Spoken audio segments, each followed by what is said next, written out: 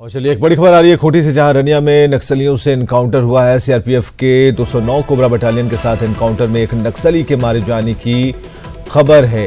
संजय लाटकर साहब हमारे साथ फोन लाइन पर हैं, उनसे बात करते हैं। लाटकर साहब, एक बड़ी सफलता के तौर पर इसे देख रहे हैं और कैसे इसकी सूचना कैसे मिली और जो नक्सली के मारे जाने की खबर उसकी प्रोफाइल क्या है?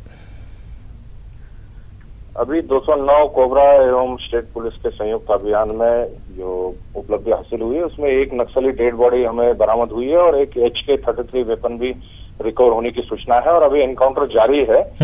अभी इस नक्सली की पहचान हमें नहीं मिल पाई है, लेकिन और उपलब्धि होने की संभावना है इसी एनकाउंटर के दौरान। ऑपरेशन ऑल आउट के तहत ये काम चल रहा है, किस तरीके से इसे अंजाम तक पहुंचाया जाए? कुछ दिन पहले भी आपसे हमारी बातचीत हुई, उस समय भी 5 नक्सलियों को मार गिराया गया था, तो कहां तक फैले हुए हैं, किस तरीके से आप इन्हें पकड़ रहे हैं, ये जरा हमें बताइए। अभी झारखंड में राज्य पुलिस एवं सीआरपीएफ, कोबरा और सभी केंद्रीय बलों का संयुक्त अभियान जोरों से शुरू है और काफी अच्छे तालमेल से और समन्वय से हम लोग काम कर रहे हैं और हमें लगता है कि इस प्रकार से हमारे रिजल्ट्स मिलने की श्रृंखला बरकरार रहेगी आगे। एक विदेशी हथियार भी बरामद शायद की गई है, क्या हथियार है वो? ये HK-33 वेपन अभी तक जो प्रारंभिक सूचना मिली है उससे कहलाता है, बट अभी पूरा हम चूंकि टीम्स एंगेज्ड है एनकाउंटर में तो अभी उन्हें डिस्टर्ब नहीं कर रहे हैं। हाँ। लेकिन जब एनकाउंटर खत्म हो जाएगा तो उसके बाद हम डिटेल्स बता पाएंगे। चलिए, बहुत बहुत शुक्रिया संजय लाटकर साहब, IG CRPF, जिन्होंने बताया कि ऑपरेशन खत्म होने का इंतजार कीजिए, उसके बाद जो सूचनाएं आएंगी वो हम जरूर बताएंगे। उस वेपन का नाम उन्होंने, उस हथियार का नाम जरूर बताया, लेकिन उसके बारे में और भी अधिक सूचनाएं मिलेंगी और ये भी जानकारी सीआरपीएफ और कोबरा की बटालियन ने इकट्ठा करने की कोशिश करेगी कि नक्सलियों के पास ऐसे अत्याधुनिक हथियार आए कहां से।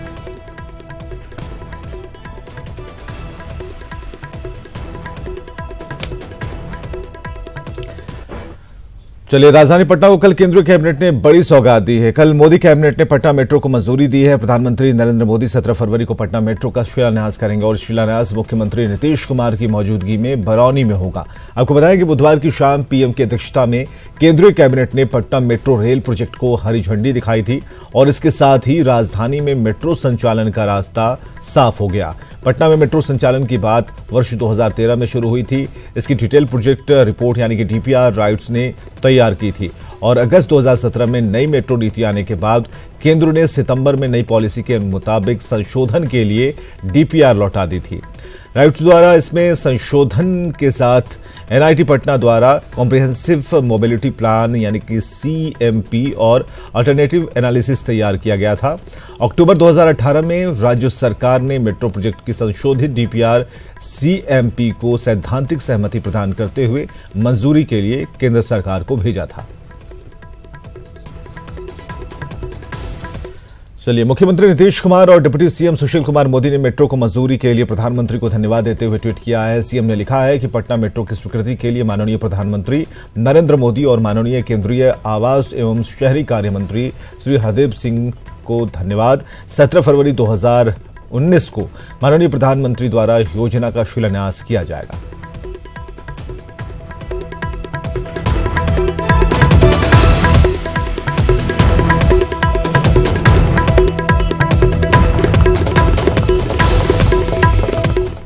इधर केंद्रीय मंत्री रविशंकर प्रसाद ने पटना मेट्रो की मंजूरी के लिए पीएम मोदी का आभार व्यक्त किया है। केंद्रीय मंत्री ने कहा कि पूरे पटना शहर के लोगों को इससे सुविधा होगी। पहले दानापुर से मीठापुर और फिर पटना जंक्शन से बस स्टैंड तक मेट्रो का निर्माण किया जाएगा और उम्मीद है कि 17 फरवरी को बिहार दौरे के दौरान पीएम इसका शिलान्यास करेंगे। को ये उपहार मिला है, बिहार में पहला मेट्रो आ रहा है, दानापुर से लेकर मीठापुर तक और फिर पटना जंक्शन से आगे बस स्टैंड तक। तो पटना के नागरिकों के लिए, पूरे पटना शहर के लिए बहुत बड़ी देन है, बहुत सुविधा होगी और मैं स्वयं बहुत ही प्रसन्न हूं कि मेरे शहर पटना को ये आज प्रधानमंत्री जी ने उपहार दिया है और जल्दी ही कार्रवाई शुरू होगी। तो शिलान्यास करेंगे प्रधानमंत्री जी? प्रधानमंत्री, जहां तक मेरी जानकारी है, 17 तारीख को बिहार जा रहे हैं। हम लोग भी रहेंगे, तो हम पूरी उम्मीद करते हैं कि इसका शिलान्यास भी हो जाएगा। और चुनाव से पहले मुख्यमंत्री नीतीश कुमार ने जातिगत आधारित जनगणना की पुरजोर वकालत की है। विधानसभा में नीतीश कुमार ने कहा कि 2021 की जनगणना जातिगत आधार पर होनी चाहिए और इसके आधार पर ही आरक्षण देना चाहिए। मुख्यमंत्री ने आरक्षण की सीमा 50% से बढ़ाने की मांग की। उन्होंने कहा कि आर्थिक आधार पर आरक्षण से गरीबों को फायदा मिलेगा। एनसीआरबी के आंकड़ों का हवाला देते हुए मुख्यमंत्री ने कहा कि बिहार में क्राइम में लगातार कमी आई है, लॉ एंड ऑर्डर पूरी तरह से कंट्रोल में है। नीतीश कुमार ने यूनिवर्सिटी में शिक्षकों की बहाली में 13 पॉइंट रोस्टर लागू करने को गलत बताया।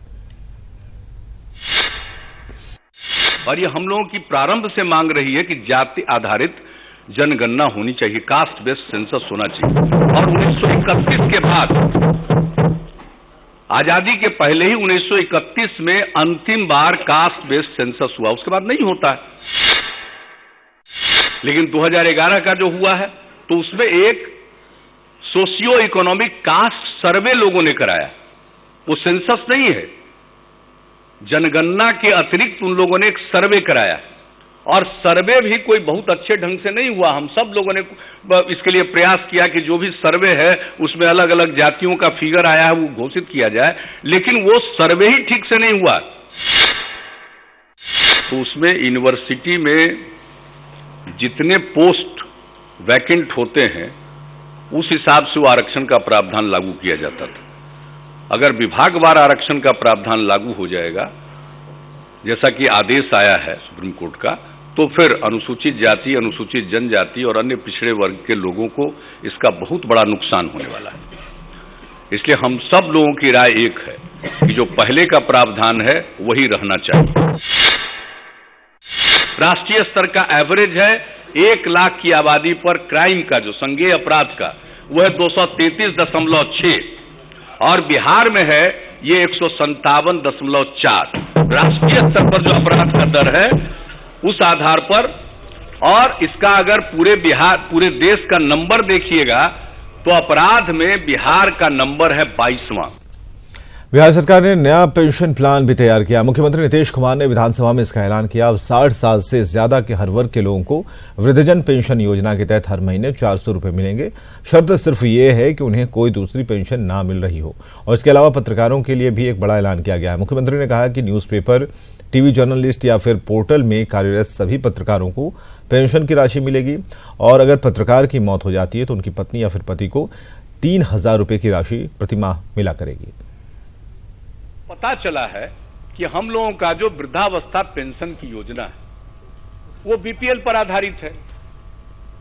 उसके चलते अगर किसी का बीपीएल में नाम नहीं है लेकिन फिर भी वो गरीब है और उसको नहीं मिलता है, इसलिए हम लोगों ने इस पर विचार किया और 60 वर्ष से अधिक आयु के सभी वृद्धजनों को सम्मानपूर्वक जीवन जीने का अवसर प्रदान करने के लिए नई पेंशन योजना, मुख्यमंत्री वृद्धजन पेंशन योजना लागू की जाएगी। तो उसके लिए हम लोग बिहार पत्रकार सम्मान पेंशन योजना की भी शुरुआत करने जा रहे हैं।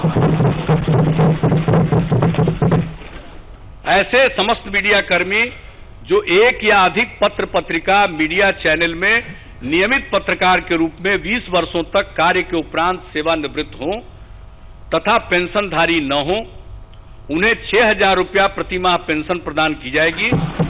और अगर ऐसे पत्रकार का नहीं रहते हैं तो उनके पति या पत्नी को भी बाकी जीवन भर 3000 रुपये की राशि दी जाएगी। लॉ एंड ऑर्डर के मसले पर मुख्यमंत्री नीतीश कुमार सदन में उन्होंने काफी कुछ कहा। उन्होंने कहा कि बिहार में दूसरे राज्यों के मुकाबले कम अपराध है, आंकड़े इस बात की गवाही देते हैं, लेकिन पूर्व मुख्यमंत्री राबड़ी देवी को यह बात रास नहीं आई। वही अपराध पता नीतीश कुमार बोल रहे हैं, इंग्लैंड की बात कर रहे हैं। इंग्लैंड में आता है गोली मार के चल जाता है, बिहार में क्या होता है? बिहारों में तो आता है गोली मार के घर में घुस कर मार के भाग जाता है। उस पर बोलना चाहिए, महामहिम राज्यपाल के भाषण पर करना चाहिए। तो इंग्लैंड की बात करते हैं नीतीश कुमार, इंग्लैंड की बात सिखा देगा बिहार के जनता। और जातीय जनगणना की नीतीश की मांग के बाद इस पर बयानबाजी शुरू हो गई। बीजेपी सदस्यों ने विधानसभा में इसका समर्थन किया, हालांकि सदन के बाहर उनके सुर बदले नजर आए। वहीं आरजेडी सदस्यों ने कहा कि लालू प्रसाद लंबे समय से इसकी मांग करते आ रहे हैं। बहुत दिनों से ही आप बहुत अच्छा फैसला लिया गया, इसको सर्वसम्मति से पूरे सदन ने बहुमत से इसको पास करने का काम किया गया और सदन में इसकी स्पेशल बहस होगी और उसके बाद यह मांग की जाएगी। जाति व्यवस्था को बहुत उचित नहीं मानता हूं और ये जाति व्यवस्था सारे प्रगति का बाधक है। हमारे नेता आदरणीय लालू प्रसाद यादव जी आज से नहीं वर्षों से कर रहे हैं, उसमें जो है यह ढूक कर जो है अपना नाम कमाना चाहते हैं, जो कि पूरा देश जानता है कि एक ही बेटा जिसका नाम लालू प्रसाद यादव है, जो जाति जनगणना आधारित आज तक प्रकाशित करने के लिए लड़ाई लड़ने का काम कर रहे हैं। राज्य सरकार ने प्राइवेट स्कूलों की मनमानी रोकने का मन बना लिया और इसके लिए कैबिनेट से प्रस्ताव पास करा लिया गया। अब विधानसभा से विधेयक पारित किया जाना है। शिक्षा मंत्री कृष्णनंदन वर्मा ने बताया कि लगातार शिकायत मिलने के बाद शिक्षा विभाग ने तय किया है कि प्राइवेट स्कूल फीस में ज्यादा से ज्यादा 7% की बढ़ोतरी कर पाएंगे। ड्रेस, किताब, इस सब के नाम पर काफ़ी पैसे वसूले जाते थे, तो ये इस पर हम लोगों ने उच्च स्तरीय स्तर पर भी ये बात सब लोग सभी मुख्यमंत्री से भी बात हुई, तो तय ये हुआ कि इस मामले में एक बैठक करके और एक निर्धारित कर दिया जाए कि कितने उसको बढ़ाया जा सकता है। तो 7% का हम लोगों ने तय किया है और इसको सदन में भी कल आ जाएगा, कल या परसों, और कैबिनेट से ये पास हो गया है। बिहार में बनी खादी अब विदेशों में भी मिलेगी। दरअसल पटना में उद्योग मंत्री जय कुमार सिंह ने अमेजन के साथ एक MOU साइन किया है और इस MOU के बाद बिहार में बनी खादी ई-कॉमर्स के माध्यम से देश से लेकर विदेश तक में ऑनलाइन मिलेगी। इधर अमेजन के निदेशक विजय पिल्लई ने अपनी कंपनी को मिले इस अवसर के लिए बिहार सरकार को धन्यवाद दिया और कहा कि जिस तरह पहले से हमारी कंपनी अन्य उत्पादों को घर घर तक पहुंचाती आई है, उसी तरह बिहार में बनी खादी को भी देश के कोने कोने से लेकर विदेशों में भी पहुंचाएंगे। चर्चा और जिसके लिए हम MOU में बैठे हैं, नो डाउट आज इस देश नहीं दुनिया का ई-कॉमर्स का एक बड़ा परचम फहराने वाले अमेजोन के साथ हम आज करके मुझे भी प्रसन्नता हो रही है कि बिहार की खादी अब इंडिया में नहीं, इसकी प्रोडक्ट्स अब पूरी वर्ल्ड में आपको मिलेगा। अमेजोन एक बड़ी हस्ती है e-commerce. So it's a great opportunity for the Khadi products from here to go nationwide, right? Because the selection is very valuable. So we are very excited about the opportunity. और बाढ़ के भदवा में विधायक अनंत सिंह की सभा के लिए बनाया गया मंच अचानक गिर पड़ा। हालांकि उस वक्त विधायक मंच पर मौजूद नहीं थे। बाद में विधायक ने टूटे मंच से ही लोगों को संबोधित किया और जल संसाधन मंत्री ललन सिंह पर निशाना साधा।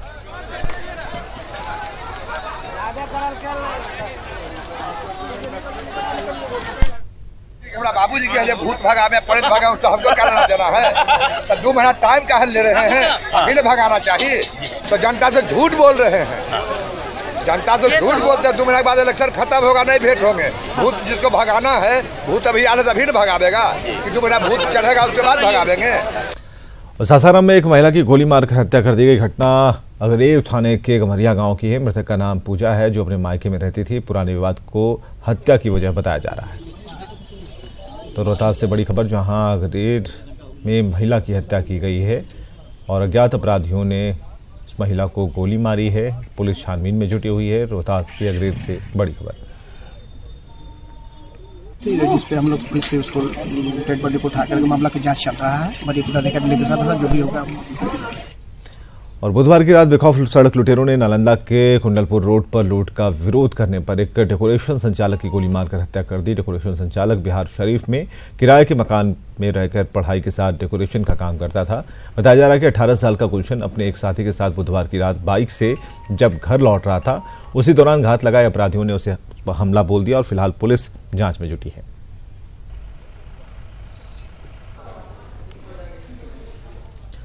वैलेंटाइन डे पर साथ जीने मरने की कस्में खाई जाती हैं, लेकिन नालंदा के एक ऐसे हैवान पति ने वैलेंटाइन डे से पहले ही पत्नी को जान से मारने का प्रयास किया। बताया जा रहा है कि रंजू, जो अपने मायके में रह रही थी, उसे उसके पति ने फोन कर गांव से बाहर रुपए लेने के लिए बुलाया और वहां खेत में पहले से घात लगाकर बैठे अन्य साथियों के साथ पत्नी की गला दबाया और पति और अन्य साथी उसे मरा समझकर वहां उसे फेंक गए।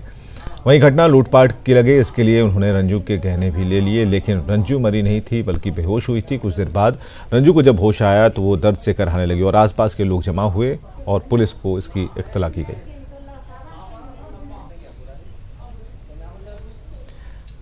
हृदय योजना से गया शहर के 4 सरोवर के सौंदर्यीकरण का काम 3 करोड़ की राशि से करने का निर्णय उच्च कमेटी ने लिया है। इन योजनाओं पर कुछ ही दिन में काम शुरू होने वाला है और इस निर्णय से लोग खुश तो हैं, लेकिन गुणवत्ता को लेकर शंकित भी हैं। इनकी शिकायत है कि हृदय योजना से जिन सरोवर और यात्री शेड का निर्माण पहले किया गया था, उसमें से अधिकांश काम पूरा नहीं हो पाया और जो हुआ भी उसकी गुणवत्ता ठीक नहीं है। हृदय योजना से अभी तक यात्री शेड, सरोवर, डुगेश्वरी पहाड़ तक जाने का रास्ता जैसे काम को किया गया है और इसमें से अधिकांश काम अधूरे पड़े हैं। इसलिए स्थानीय लोगों की मांग है कि 4 सरोवर के सौंदर्यीकरण काम को शुरू करने के साथ ही पुरानी सभी योजनाओं को भी पूरा किया जाए। चारों तालाब के ब्यूटिफिकेशन की डीपीआर सीपीडब्ल्यूडी के द्वारा बनाया जा रहा है। इसको अच्छे ढंग से इसकी सौंदर्यीकरण की जाएगी जी। ये काम भी शुरू होगा जल्द? काम फरवरी एंड तक उम्मीद है शुरू हो जाएगा। टेंडर हो चुका है। सरकार से मेरा निवेदन है, या हृदय योजना के अंतर्गत जो काम होने वाला है उसके लिए हम निवेदन करेंगे कि इसकी अच्छा से अच्छा निर्माण किया जाए और कम से कम 5 फीट मिट्टी जरूर कटवाए। बेटा में पटना एनआईटी का चल रहा निर्माण कार्य किसानों ने रोक दिया है। किसानों ने जमीन अधिग्रहण में मुआवजे की राशि को लेकर घोटाले के आरोप लगाए हैं। चेतावनी दी है कि अगर सरकार जल्द उनकी मांगों पर कार्रवाई नहीं करती तो वो चुनाव का बहिष्कार करेंगे। किसानों के साथ सबसे बड़ा धोखा, जमीन अधिग्रहण में बड़े घोटाले की बूंद। पटना एनआईटी का काम किसानों ने रोका। किसानों ने अपने हक को लेकर हल्ला बोल दिया है। बेहटा में बन रहे पटना एनआईटी का निर्माण कार्य किसानों ने रुकवा दिया है। किसानों का आरोप है कि इनके जमीन अधिग्रहण में बड़ा फर्जीवाड़ा हुआ है। कई किसान तो ऐसे हैं जिन्हें मुआवजा तक नहीं मिला और जब भू अर्जन कार्यालय में जाकर पता किया तो मुआवजा किसी और ने निकाल लिया था। करीब 9 करोड़ की राशि फर्जी तरीके से निकाले जाने की बात सामने आ रही है। एनआईटी का काम 7 गाँव के किसानों ने रुकवाया है। किसानों ने बिहार सरकार पर जमीन अधिग्रहण को लेकर धोखा देने का आरोप लगाते हुए कहा कि उनसे जमीन अधिग्रहण के वक्त नॉन कमर्शियल लैंड के तहत डील की गई, लेकिन जमीन अधिग्रहण के बाद उसका कमर्शियल यूज हो रहा है। 1.5 करोड़ रुपए का हमारा निकाल लिया हमसे, और जब मुझे मालूम हुआ, जब मैं गए तो उसको कही कि नहीं ठीक है, झूठ मूठ को उसको आगे बढ़ा। आपका यहाँ कितना जमीन था और कितना पैसा आपका मुआवजा निकाला गया? 75 लाख से ज्यादा रुपया मेरा निकाल लिया गया। 20% का फिर 14 हुआ, फिर 80 लाख से जरी हुआ। ये दोनों हमको 1.5 करोड़ रुपया आज तक नहीं मिला। 10-20 लोग जिनका पैसा हाँ ऐसा फर्जी कागजात पर भूअर्जन के साठगांठ से निकाल लिया। और जब हमने आवेदन दिया, बिहार जिला अधिकारी, भूअर्जन पदाधिकारी, मुख्यमंत्री, प्रिंसिपल सेक्रेटरी सभी को दरखास्त दिया तो जांच कहीं से कुछ नहीं हुआ। अंत में एक सुनवाई के बहाना करके काफी दिनों तक सुनवाई चला करके और वो मामला जो है सो हम लोग का प्राधिकार में भेज दिया। किसानों को मनाने निर्माण स्थल पर एसडीओ दानापुर पहुंचे, लेकिन उनके आश्वासन के बाद भी किसान नहीं माने। बेहटा और उसके आसपास के 7 गांव में किसानों ने चेतावनी दी कि अगर नीतीश सरकार उनकी मांगों पर विचार नहीं करती और गलत तरीके से निकाली गई मुआवजे की राशि सही किसान तक नहीं पहुंच पाती तो वो चुनाव का बहिष्कार करेंगे और इसका खामियाजा नीतीश कुमार को भुगतना पड़ेगा। बेहटा से न्यूज़ 18 के लिए आदित्य आनंद की रिपोर्ट।